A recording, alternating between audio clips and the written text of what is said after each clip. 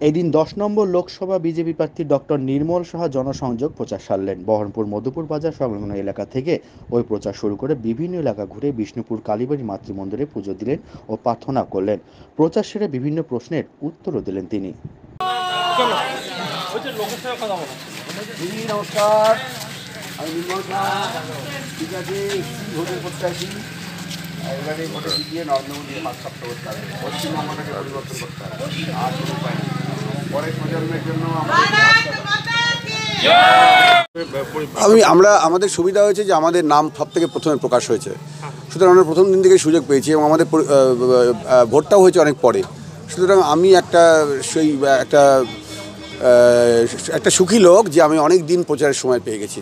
সুতরাং আমি চেষ্টা করছি, ১৭ লক্ষ মানুষের কাছে পৌঁছানো সম্ভব নয়, কিন্তু বৃহত্তর মানুষের কাছে পৌঁছানো যায় যদি চেষ্টা করা যায়, যার যদি কর্মীরা যদি আমার সঙ্গে থাকে।